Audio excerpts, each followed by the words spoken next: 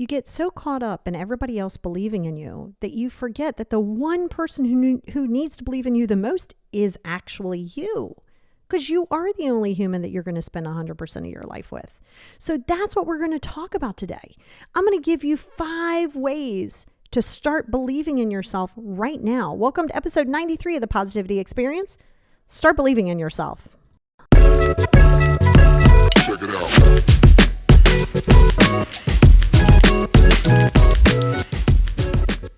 Hey everybody, and welcome back to the Positivity Experience. It is your girl Lori. This is episode 92, which seems like an excessive amount.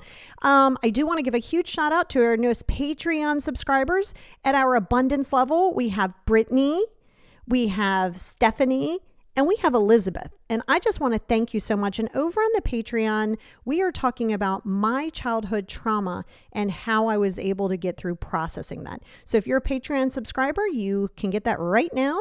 And you'll hear my own journey through the healing and a little bit of what that process is like. If you're interested in being a Patreon, it is a paid podcast that comes out every Sunday. And you can do that by either going to patreon.com/Lori Wheeler or just going to the show note description anywhere you're listening to this podcast and click it right there. And you can also become a Patreon subscriber. So thank you guys. And I want to jump into today's topic because it is a near and dear to me, honestly. Like, it's very near and dear to my heart because it's a huge part of like my own process. Like when I got to the space of being able to truly not just love myself, but believe in myself and to understand what that is, which by the way is a process. So right now, really take a reflection of yourself really quick, no matter where you're listening to this, if you're driving, if you're at work, doesn't matter. And just say, do I believe in myself?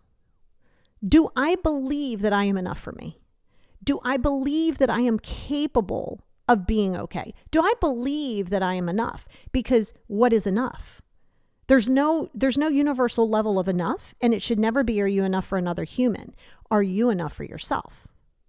Because when you aren't, that's where you have to be careful, because that's where relationships can become codependent. That's where you have your attachment styles. There's a lot that comes into that. So I want to give you 5 ways in this podcast that you can start implementing it and start working on it pretty much right away. But first and foremost, it's always going to be, you're going to have to start with those 5 journals. If you're wondering what that is, there's a 5 journal series out on my YouTube, the Positivity Experience on YouTube, and it's in a playlist called the 5 journal series. Each video is about 10 to 11 minutes or a little bit less or a little bit more, and it goes into each one so you can kind of understand that more. But I'm going to get into that because it is a huge piece of number 3 that I'm going to give you. But let's start at number 1. So number 1, it's how your perspective is. You see the perspective of self. You might have been told, you're not doing that right. What are you doing? Oh, I see what you did, but that's just not enough. Like, let's think of hypercriticalness.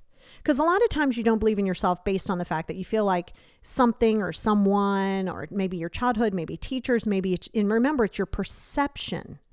Thoughts and feelings aren't facts, but your perceptions are real to you internally, right? But they do shift. So that's what we're going to do. We have to shift that perspective and really head on address the limited beliefs. So what's a limited belief? I actually have a podcast on limited beliefs, but think of the fact that you're born with once you're born, you are given limited beliefs of other people, whether it be religiously, politically, how we do things in the house, what I expect of you. That's still a limited belief. In turn, you very often adopt these limited beliefs, right? And when you adopt the limited beliefs and they don't align with you, oh boy, that's where you can feel that pushback, where you're constantly feeling the need to be like, okay, fine, I'll just keep peace. I'm sure you've said that to yourself, or somebody who has. I guess I just got to keep the peace. Why? I mean, you don't have to be confrontational left and right. But if you're constantly agreeable and you're doing all of that, you're saying that their comfort is more important than your peace. I really want you to hear that piece of it. You're saying that their comfort is more important than your peace. That's literally what you're saying.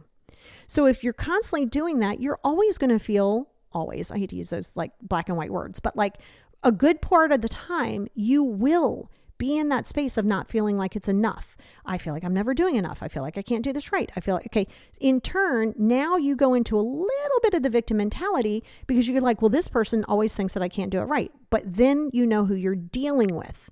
If you feel that way and you keep expecting it to change, that's literally the definition of insanity. You have to be able to meet somebody where they are. This is that perspective shift. Because when you do that, now you've put yourself as a priority. Can you do anything you want? No. I'm going to tell you that right now. No, you cannot. I am a 51-year-old woman. I cannot join the NFL right now. I cannot go play football as much as I would want to. I can't do that. Nope, not allowed, not physically in shape, will never happen. But if I was really married to, and I love football, but if I was like really married to football and needed to be a part of it, I would be able to shift my perspective to know that, you know what, I'll never be able to achieve playing in the NFL, but why don't I work in the NFL? Maybe I'm going to take journalism. Maybe I'm going to stand on the sidelines. Maybe I'm going to, be a person who like moderates different things. Or that's what I'm saying. Your perspective has to shift. Number one, you can't do just anything. It's a silly thing to think. Can you do anything you put your mind to within reason if you're physically capable? Absolutely. And that's where the mindset shift and perspective has to come into play. So that goes into number two. So number one, changing your perspective, addressing those limited beliefs. If you don't align with it, you don't have to do it. Like seriously, if you don't like going to Christmas dinner because it's a nightmare for you, don't go. It's okay. You don't have to have the limited belief like we all have to be together for Thanksgiving. Like that's not a thing. If you choose to do it, that's fine. So in order to start believing in yourself, you have to be able to know that what you feel and what your perspective is important to you. So when you shift that perspective of I can't, I'm never good enough to, you know what, I am good enough. And you know what, I will be able to figure out something. Let me look for the solution, not the problem. So you got to shift that. That's when you can start believing in yourself. Here's the thing. Be careful of fearing failure. Okay, so number two, in order to believe in yourself, number two, you have to embrace failure and mistakes. You have to do that because you can't believe in yourself if you are under this weird perfectionism. Go back to last week's episode on perfectionism. If you're in some perfectionism of like, well, if I'm not going to do this 100%, I'm not going to do it at all. Well, yeah, that's a great thought. But the reality is some days you just need to just show up. Some days you're not going to be at 100%. And some days, you know what? You're going to do something and it's just not going to work. You're going to make a mistake. And let's say you start something brand new. I mean, you were in it. You were all the way in. Oh no, it doesn't mash out. It doesn't like mesh out. Doesn't work out for you. And then you go, oh my God, it's a failure. So like, why are we fearing failure? I feel like a lot of people who are middle-aged people, and even especially now, everybody's got this weird fear of failure and mistakes. But again, how can you believe in yourself if you think that all you can do is keep doing it unless it's right? Like, what? That goes into perfectionism. What do you mean? You cannot do that. You have to realize that it's beautiful to fail. That's great. You're learning something. Those are lessons. Those are things that you learn. Oh, wow, tried that. Ooh, boy, that didn't work out on a big level. Okay. Are you going to live in that? Are you going to say, I suck because I failed at this? Or are you going to be like, okay, a little bit of a bruised ego. I'm allowed to be disappointed. What did I learn from it? What can I take from it? Did anything work? What didn't work? That's beautiful. Which goes into number 3. And that is constantly revisiting, right? Shifting your focus and pivoting, right? So all of these are going to go hand in hand, right? So as you're going through the failure and the mistakes and, you're going through all of those and you're experiencing all of those experiences, you inadvertently are going to feel as though you're kind of stuck or you don't know where to go. And that's when you want to shift that mentality and shift that focus and revisit it. So there's a rule of thumb that I like to use that's like every 3 months or so, 3 or 4 months, I like to go through and go, okay, what am I working on? Let's reflect. right? This is a reflection thing. Let's reflect. What am I doing that is working for me? There's always going to be some level of something that's working for you if you choose to see it. If you only are looking for the negative, that's all you're going to find. But if you look for the positive, you will find something. So you focus there and say, okay, well, good. I am good at something. Everyone is good at something. You might say, I don't know what it is. Good. Then go experience it. Try new things. Remember, it's okay to fail. So when that happens, you're able to go, man, let me reevaluate this. This isn't really what I want. Like I've done that in my business. I've changed things. I've customized things. I've added things. I've subtracted things. That's called progression, right? And so when you reevaluate and you start focusing on the things that do work for you and things that you are good at, even if it seems super minor, well, now we have a space to say, look at that. I got a little confidence. Because in order to believe in yourself, see, you're seeking that comfort to say, yeah, I can do that. Well, you don't know that you can do it until you try. And if you fall, you get up and try it again. And if it's something that really doesn't work, then you walk away. But you never avoid it because you're not ready to do it because you don't believe in yourself. There is no scenario, and this is so important to hear, there is no scenario where you get the confidence, get the belief in self, and then you take the action. No. I mean, in fairy tale world, on opposite day, sure it exists. But it does not really exist. In order to gain confidence and to believe in yourself is to do the things. And you do the things scared, and you do them with high levels of fear, and you do them anyway. Some will work, some will not. Some will be a mix.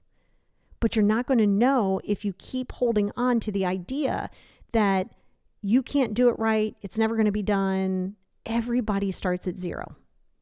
Everybody is green, meaning new, at some point of their life. You might look at somebody and go, oh my God, they really have it together. Or oh my God, they're so smart. Yeah, they didn't start that way. See, you're forgetting that piece of it. You're forgetting that piece. So you have to go back to reevaluate. Don't go, oh my, and this is where you got to check your ego. Don't get so caught up in your ego that you're like, well, I've got to keep doing this. I'm going to keep doing this and get this right because I don't want to be told, see, I told you so. Well, why do you care? Let them tell, I told you so. You know what? After a while, you're not even going to pay them any attention. And you just be like, you know what? I'm really not interested in your opinion of it. But you got to allow that. That's not going to come and then you're going to do the things.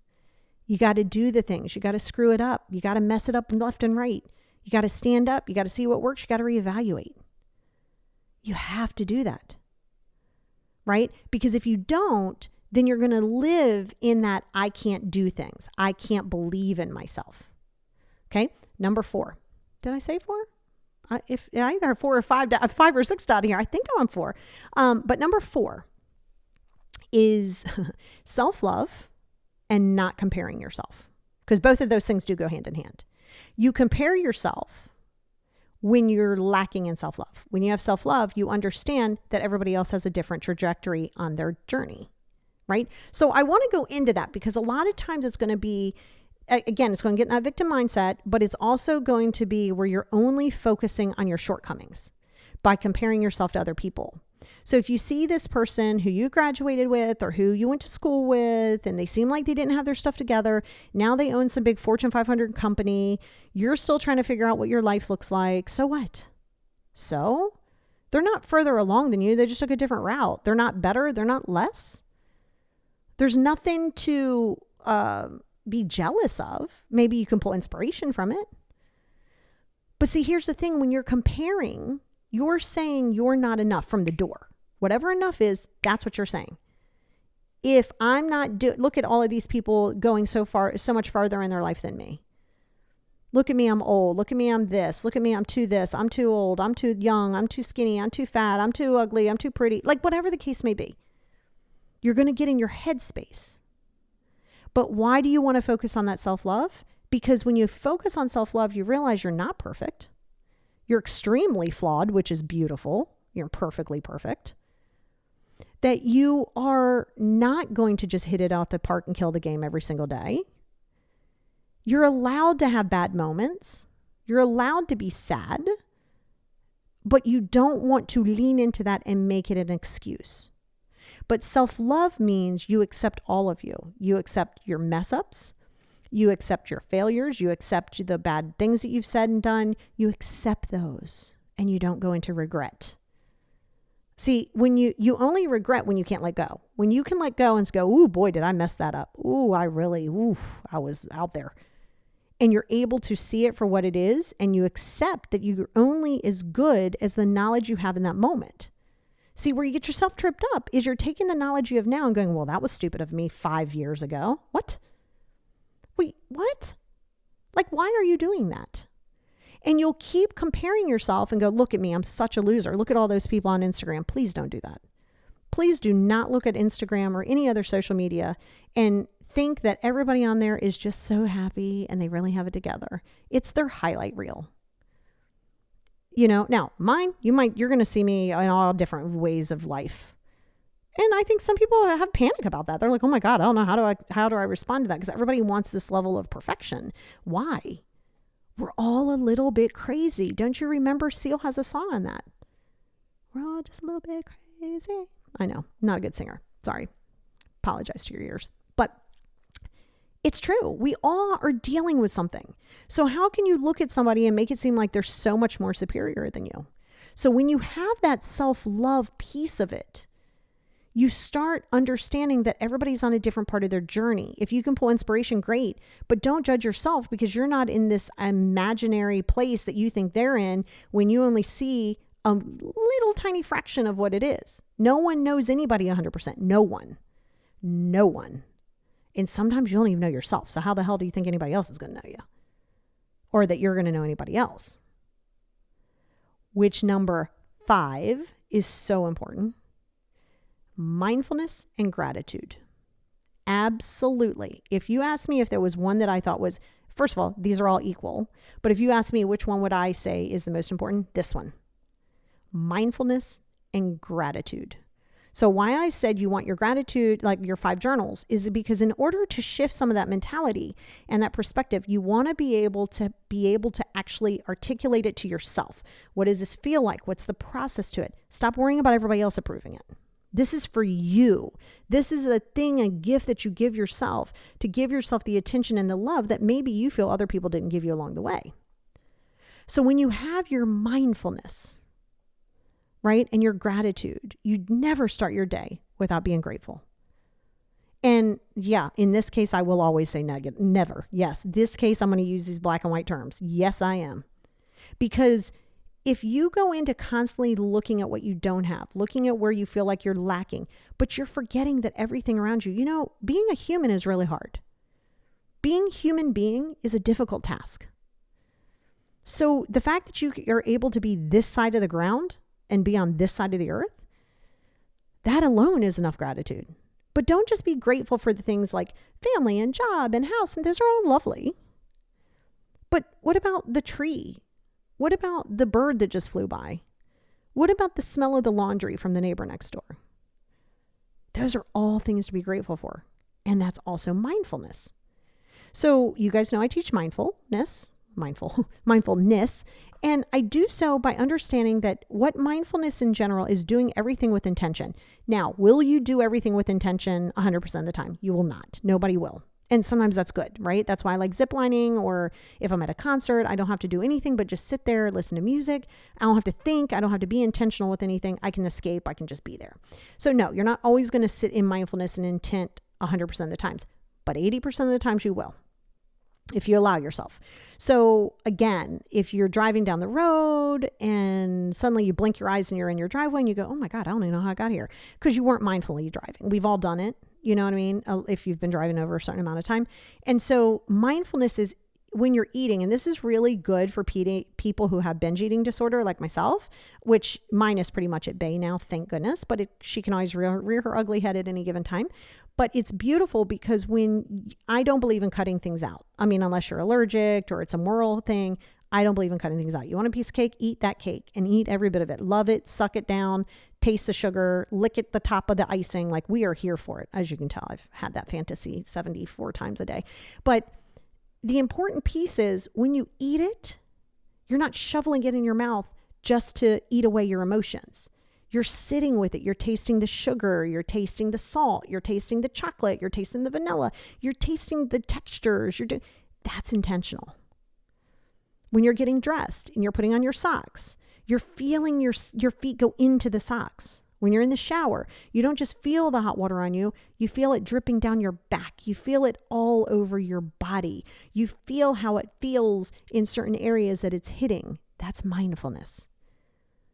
You don't do mindfulness ever with an expectation of another human, right? You can't be like, okay, I'm going to be mindful. I'm going to do this so they can do this. No, that's not mindfulness. That's manipulation. Mindfulness is all about you. You do things with intent and you do things in that moment in time, 80% of the time. Now, are you going to start off that way? No. That's about where I am now, 82% of the time. Yes, I've kind of done a yearly thing on it just to kind of see, because I'd like to improve on it a little bit, but I'm okay with it where it is. It is what it is.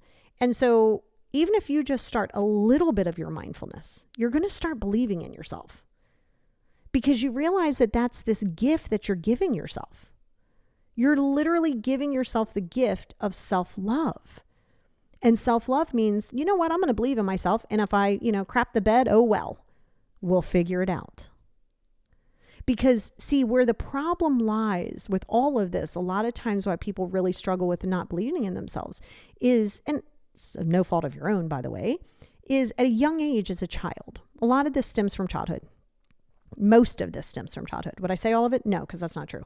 But most of it stems from childhood, where you're younger, you feel out of control, you feel, you're still in your formidable years. You're hearing these words, but you're not really, in a quote unquote perfect world, people would teach self-love as a class. Like everybody would be on the same page. You'd learn early on what self-love is. If you made a mistake, nobody would chastise you. They'd say, wow, okay, do you see how this didn't work? I mean, in a perfect world. Will this ever happen? Probably not in this lifetime. Okay. And it is what it is. So you can't beat yourself up or other people up for it. Right. And that's why visiting those limited beliefs is going to be really important for you. Because it's okay to believe something different as somebody else. You can still love them. You just don't have to agree with them. That's okay. That's self-love too. Because it isn't like for you, it should be about you. But you don't have to be anybody else's first priority, but you should your own. Now, what does that mean? Self-love means you also respect another person where they are, even if you don't like their actions and behaviors. You can say, I don't like this action and behavior. You can also distance from it.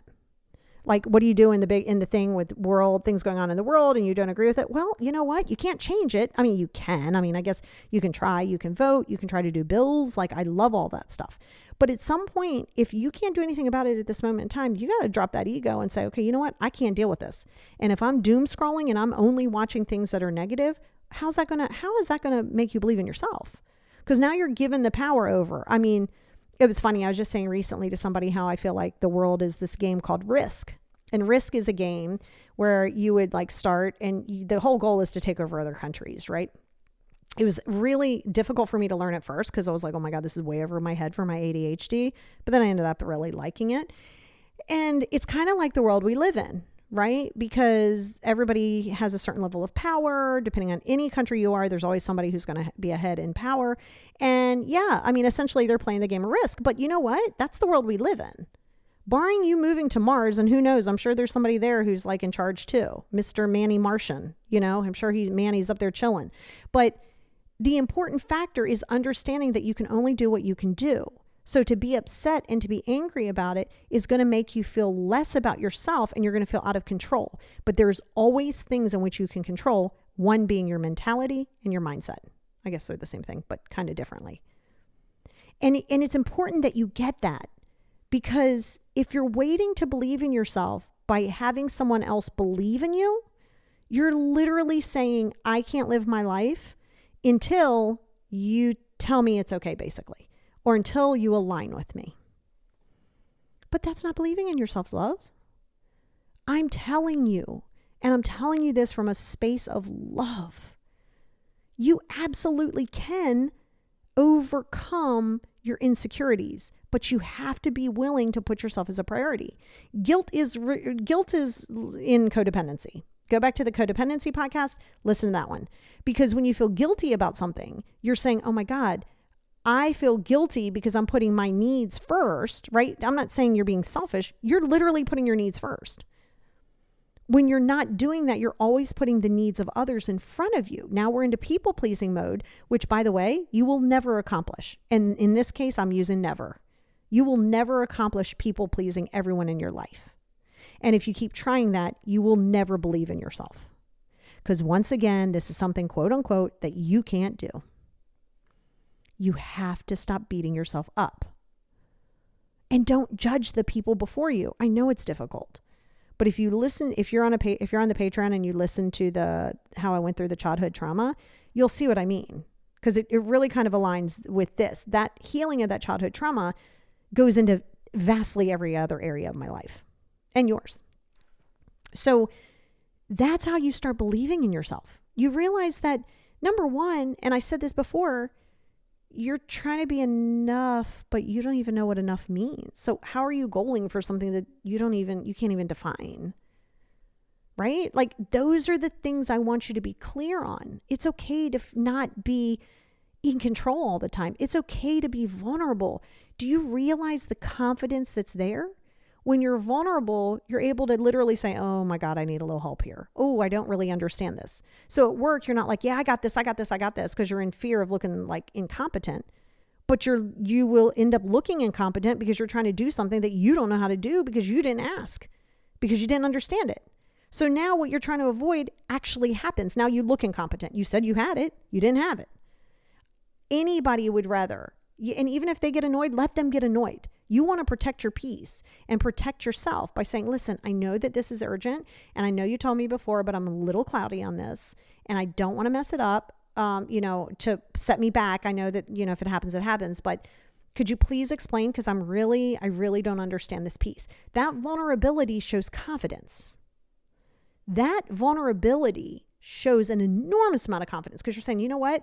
I know I'm not Big Willie here. I can't do everything on, a level 10. Some things I just don't know. So that's why the vulnerability piece of this is great. And can you do this? Yes. Is it going to happen and then you're going to go do some things? No. So if you're waiting to feel ready and you're waiting for the chaos to quiet, you're going to be doing this till you're 197 years old. So you do it head first. Start that new job. Try something new. Do a new hobby. Try a new recipe. Oh, you don't feel like it? Doesn't matter. Do it anyway. Do you know how many recipes I've tried and just spent an hour or so in there? I'm like, oh my God, this is terrible. And I unfortunately ruined it and had to get rid of it. I mean, it's going to happen.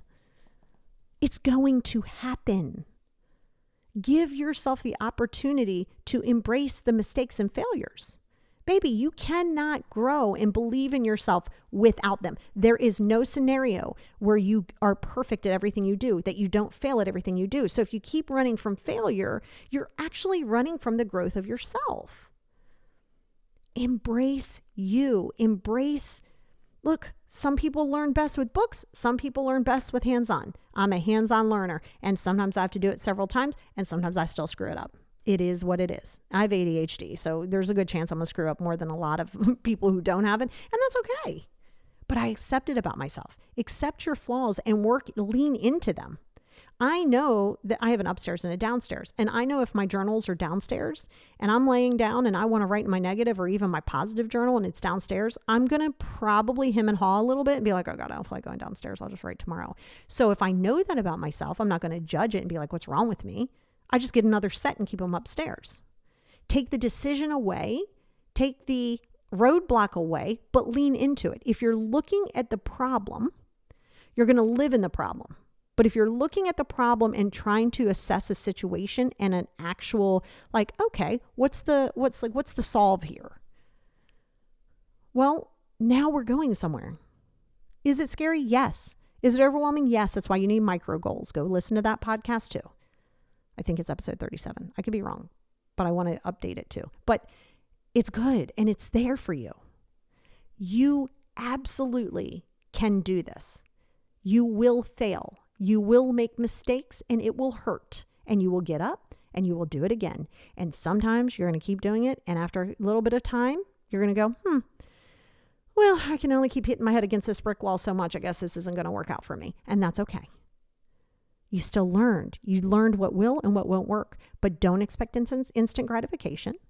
Stop thinking you're going to come out and just knock it out the park. And do not think that just because you think you're breathing life into the universe, that it's just going to fall in your lap. No, you're going to have to work for it too. But you got to align with it.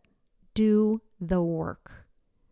I promise you, if you allow yourself to be vulnerable, allow yourself to fail, allow yourself to say no, allow yourself to walk away from other people, allow yourself to take a chance on you. And when you do that, not only will you have self-love, but you will absolutely believe in yourself.